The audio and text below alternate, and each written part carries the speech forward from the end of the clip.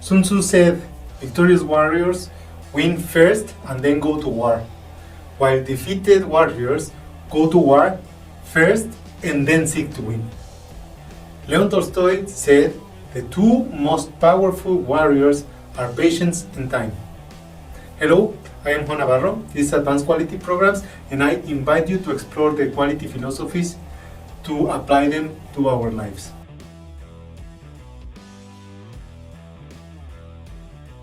Human interaction paradigms can be understood as a philosophy or model of behavior that rules the attitude of people and how they interact with their counterparts.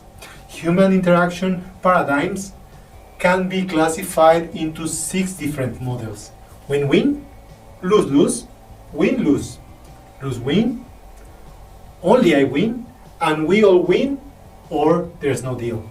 So let's explore them individually. Win-win is the model that seeks mutual benefit in all interactions. This means that the agreements or solutions are mutually beneficial and satisfying. In this kind of interaction, all parties feel good about the agreement that is decided and commit to the action plan. This paradigm uses the model of life as a cooperative scenario, and it is based in the principle that there is enough for everyone. Second model is win-lose. This is the authoritarian approach that is governed by the thought of, for me to get what I want, you cannot get what you want. For those who follow this model, they tend to use position, power, titles, and possessions to achieve what they pursue. This mentality comes regularly from the childhood. When a child is compared to others, and under this basis, patience, understanding, love is granted or withdrawn, this leads to think in terms of scarcity. The third approach, lose-win, is very related to the second one. Lose-win approach usually seek to please or pacify. It is the model of looking for acceptance or popularity. Those who follow this model have little courage to express their feelings and convictions. Therefore, the demands from others easily intimidate them. This model represents permissiveness and indulgence. People win-lose, people love-win, because they can take advantage of all of their weaknesses and gain from them. The problem is that this approach hides many feelings that are not expressed and tend to be expressed or come to the surface in other areas like psychosomatic diseases, burnouts, or nervous breakdowns, which are the results of accumulated resentment. Both of these models of behavior tend to destroy more than they build. The fourth model is the lose-lose. This is the model of conflict, the philosophy of war.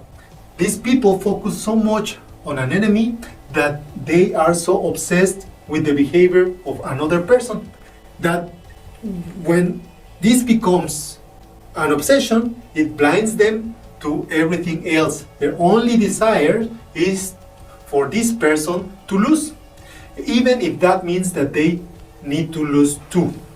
This philosophy is the mark of the people that are miserable and they think that everyone else should be too. For those lose-lose people, if no one ever wins, maybe to lose or to be a loser is not as bad. The next approach is the I win approach. This philosophy doesn't necessarily mean that they want someone else to lose. What happens is that whatever others have is irrelevant. What is important is to get what they need. When there is no sense of confrontation or competition, the win model or I win model is probably the most common approach.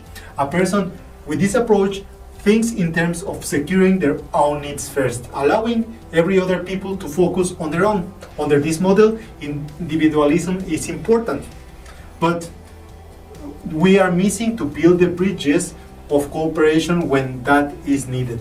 The next and the final approach is the we all win or there is no deal. This model is governed by the idea that if we cannot find a solution that benefits everyone, we will agree that there is no mutual agreement. When it is obvious that the values and principles or goals go in different directions, it is much better to decide from the beginning to stop pushing forward instead of creating expectations that lead to disagreements of all parties. Using this model, it is possible to say honestly that a common agreement is the only way moving forward. When one party disagrees, to have an agreement and is not an option. This way, we avoid to having problems in the future. It is important to understand that this model creates the right systems for mutual cooperation. Why is important to know all these interaction models? Well, if we want to establish a win-win quality model, this requires the principles of effective leadership, where a vision, a proactive approach, and empathy are the guiding principles to find solutions with a common understanding and agreement.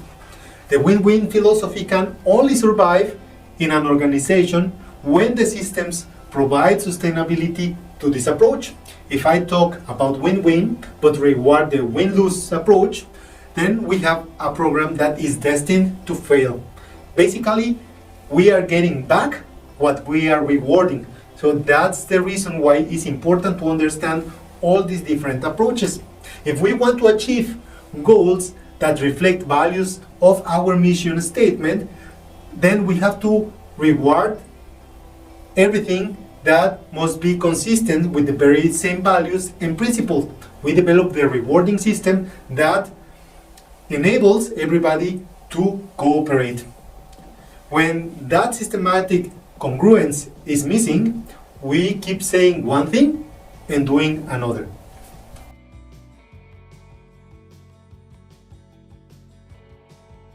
That was all for this week. If you enjoyed that video and you find it useful, don't forget to give me a like, and I will appreciate all of your comments and your subscription to the channel. I leave you with a quote from John Lennon: "The more I see, the less I know for sure." Don't forget to hit the bell and see you next week.